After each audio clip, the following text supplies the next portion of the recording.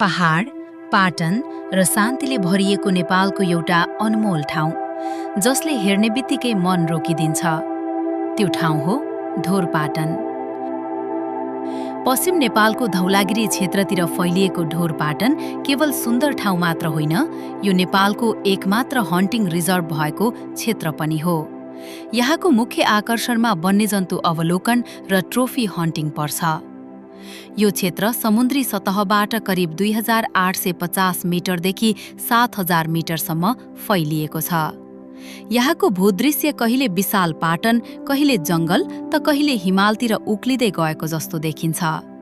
ढोरपाटनका विशाल खुला पाटन र जङ्गली भूभागमा नाउर, चितुवा, घोरल, सेरो, झारल र हिमाली कालो भालु जस्ता प्रमुख वन्यजन्तु पाइन्छन्। यदि ढोरपाटन घुम्न जाने सोचमा हुनुहुन्छ भने मार्चदेखि अप्रिल र अक्टोबरदेखि नोभेम्बर सबैभन्दा राम्रो समय मानिन्छ।